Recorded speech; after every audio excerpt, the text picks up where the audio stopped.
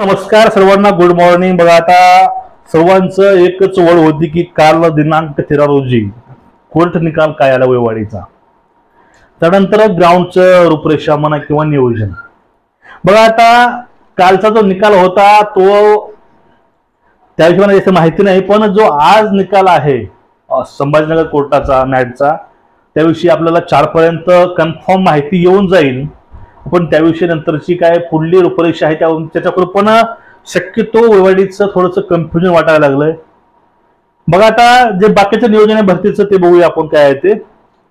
आता ठाणे शहर आणि संभाजीनगर, लातूर, बीड, धाराशिव हे अशा ठिकाणी खास करून संभाजीनगर समजून घ्या किंवा लातूर असेल किंवा लहान लहान शहर सोलापूर ग्रामीण असेल, या ठिकाणी भरतीचं नियोजन हे अतिशय चांगल्या प्रकारे केलेलं आहे। बघा, आता कुठल्याही ठिकाणी जे ग्राउंड आहे ते ग्राउंड शक्यतो हो ट्रॅक नाही, ते रस्त्यावर डांबरीवरती ग्राउंड आहे।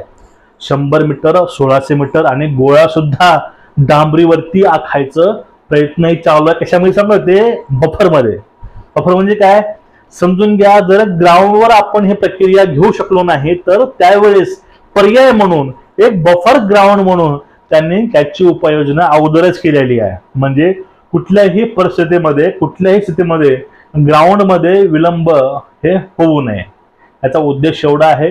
आणि खास करून तुमच्याकरता मी आजच्या व्हिडिओमधनं तुमच्या डोक्यातील पूर्ण जे डाऊट आहेत किंवा तुमच्या डोक्यामध्ये जे डिमोटिवेशन आलेलं आहे ते आपण यातनं पूर्ण करणार आहोत। ते फक्त समजून घ्या लहान लहान मुद्दे काय आहेत। आता बघा, ग्राउंडचं म्हणलं संभाजीनगर आहे, 20 ते 26 पर्यंतचं ग्राउंड आहे आणि जे लहान जिल्हे आहेत ते बाकीचे ते ह्या महिन्यामध्येच पूर्णपणे क्लोज होतील। अपवाद जे मोठे आहेत ठाणे, नाशिक, नागपूर सारखे त्याला 1 महिना सुद्धा वेळ लागेल आणि त्या ठिकाणी मोठ्या मोठ्या शहरामध्ये मुलींचा ग्राउंड हे शेवटी आहे। ठीक आहे, हा झाला मुद्दा आपला। आता महत्वाचा मुद्दा समजून घ्या।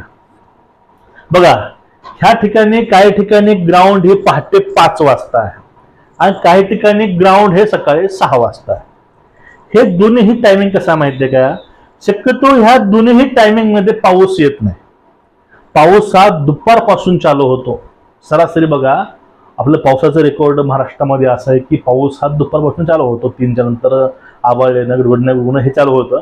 पण सकाळी जे वातावरण आहे त्या वातावरणामध्ये क्वचितच पाऊस असतो आणि पाऊस असेल तर पाऊस मोठा नसतो, पाऊस लहान रिमझिम असतो, नॉर्मल दव पडल्यासारखं। बघा, उन्हामध्ये मुलांचा प्रॉब्लेम होता की मे महिना, एप्रिल महिना ऊन खूप असतं, यावेळेस मुलांची गैरसोय होणे किंवा जास्त ऊन लागणं किंवा त्यामुळे चक्रा येणं, जास्त दम लागणं, ह्या गोष्टी मुलांना फेस कराव्या लागत होत्या।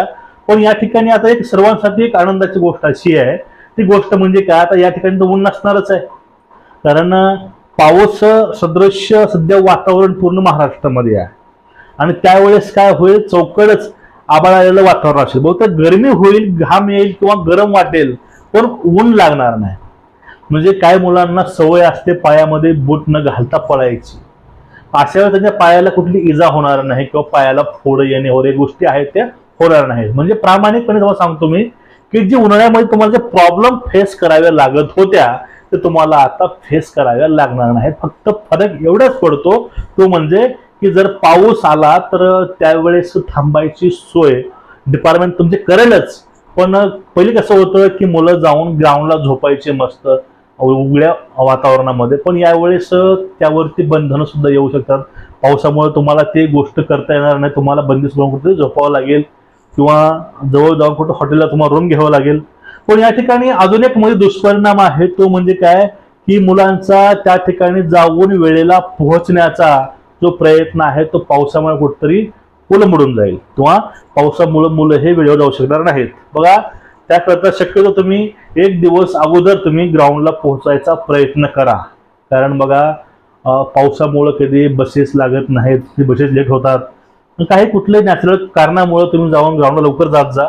आणि पुढला महत्त्वाचा मुद्दा आहे, तो मुद्दा म्हणजे तुमची बघा समजून घ्या, तुमचं आज ग्राउंड होणार आहे, तुम्ही ग्राउंडला गेलातही आणि एक कुठेतरी कुठलं नॅचरल संकट आलं किंवा कुठलं कॅज्युअल कुठलं संकट आलं, अशा वेळी समजून घ्या एक मोठाच पाऊस चालू आहे, पाऊस उघडतच नाही, मग त्यावेळेस तुमचं जे ग्राउंड आहे तुमचं ग्राउंड सर्वात शेवटी होणार। शेवटी म्हणजे कधी ज्यावेळेस भरती प्रक्रिया पूर्ण होईल त्यावेळेस तुम्हाला SMS येऊन जाईल, त्यावेळेस तुमचं ग्राउंड होणार किंवा तुम्हाला पत्रक येऊन जाईल, त्यावेळेस तुमचं ग्राउंड नंतर घेण्यात येईल। पण कुणालाही पावसात पळवण्यात येणार नाही. एक बघा, पुरांना वाटतंय की पावसात पळवेल, कुणावरतीही अशी वेळ येणार नाही आणि कुणावरतीही अन्याय होणार नाही, असं हे नियोजन आहे यावेळी पोलीस भरतीचं. आणि ही भरती प्रक्रिया ही ऑक्टोबरच्या अगोदर म्हणजे ऑगस्टच्या अगोदर हे भरती प्रक्रिया पूर्ण करणं आहे आणि रिक्रूट जे आहे रिक्रूट विधानसभेला वापरायचं आहे. त्यामुळं शक्यतो ही भरती प्रक्रिया कुठलाही खंड न पाडता लागलीच सुरुवात होईल, यामध्ये काही शंका नाही. आता मुंबईचा विषय आहे, मुंबईचा विषय हा सर्वात शेवटी होणार आहे. आणि आता वयवाढीचा मुद्दा आहे, वयवाढीच्या मुद्द्याला सकारात्मक गोष्टी बाहेर येत नाहीत. आता आजचा जो निकाल आहे तो आजचा निकाल फायनल असेल.